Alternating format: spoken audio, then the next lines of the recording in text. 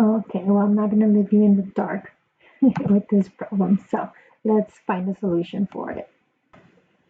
All right, so when you see something like this, when you see the inverse in inside, that's an angle, right? So what this means is when you see tangent inverse of root 7 over 5, this is an angle, right? The square root of 7 over 5. First of all, is that in the range? And yes, for inverse tangent has negative infinity to infinity range, so that should be okay. So root 7 over 5 is the angle whose tangent, right, is root 7 over 5. So I can say that this means tangent of theta is the square root of 7 over 5. And then I can draw my triangle. So my hint to you was draw a triangle. So here it is.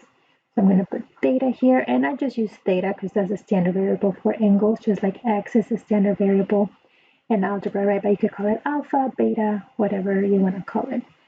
And tangent, I know, is opposite over adjacent. So that means that the opposite is the square root of 7 and the adjacent is 5.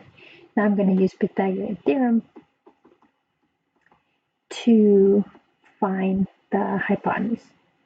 So what is C? So this is going to be 5 squared plus root 7 squared equals C squared. So what is that? 25 plus 7, which is 32. So C is the square root of 32. I'm not going to do the plus or minus because I am finding the length of a triangle, of the leg of a triangle, side of a triangle.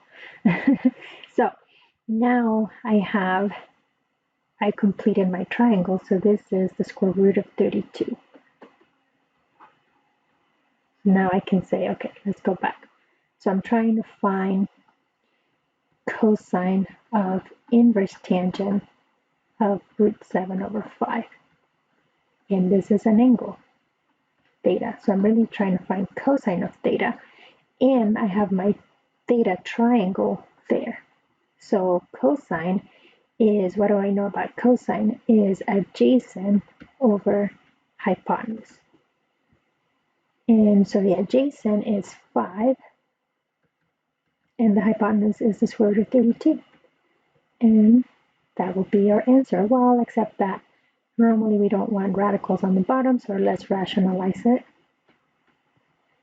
And so I'm going to have 5 square root of 32 over 32. And can this be reduced? No, not really. So then that would be your final answer. Now 32, depending on how far you want to go, how fancy you want to get with your simplification, right? Notice that the square root of 32 is 16 times 2. The square root of 16 times 2, the square root of 16 is 4. So you can say this is 4 root 2. So you can also try to simplify it that way. So your answer will look a little different if instead of the square root of 32, you put 4 root 2 on the bottom. Because now all you need to do is multiply top and bottom by the square root of 2 instead of the whole square root of 32. It should still be the same answer. So that will be what this looks like. All right. And I wanted to do a domain problem, so let me do that real quick. Just to emphasize the difference between when you're asked to find sine inverse, cosine inverse, or tangent inverse of something versus solving an equation. So this is just a quick little domain review. So let's say f of x is 2x over cosine x minus sine of 2x. And I want you to find the domain.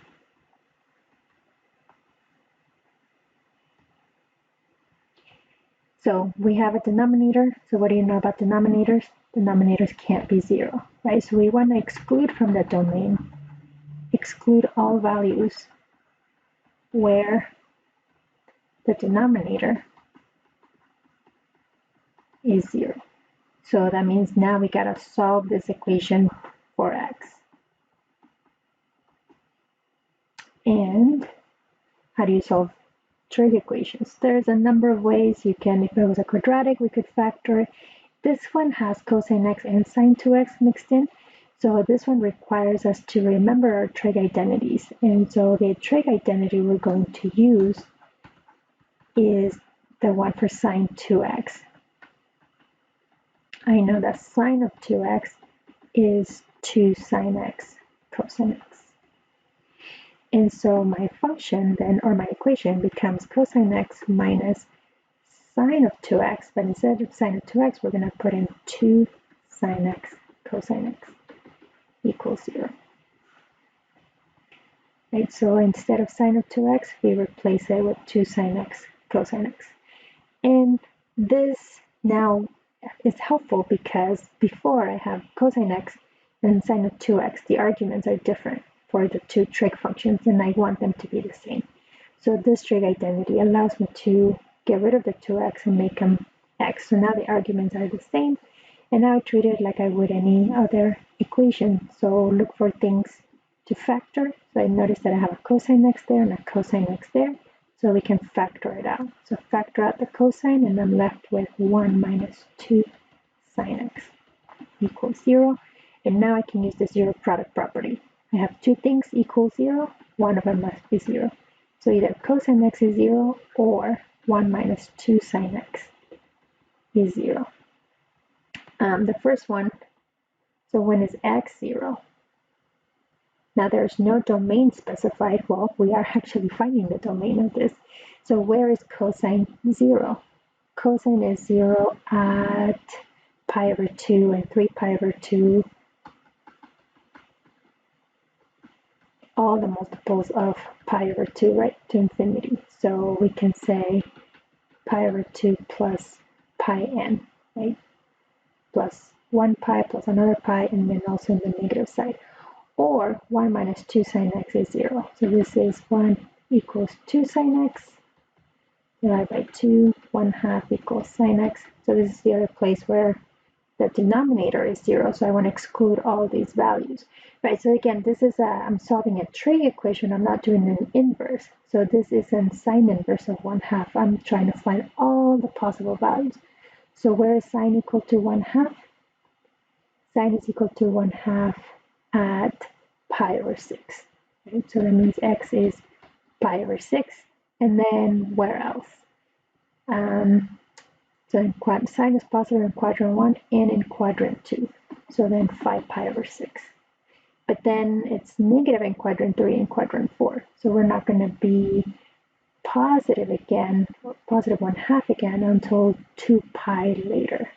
So 13 pi over 6 and so on, right? So then we can say x equals pi over 6 plus 2 pi n and 5 pi over 6 plus 2 pi n.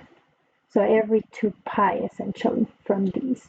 So the domain is a little bit hard to say. We can say the domain then is all real numbers except those. Or you can say in set builder notation x such that x is not equal to pi over 2 plus pi n. X is not equal to pi over 6 plus 2 pi n.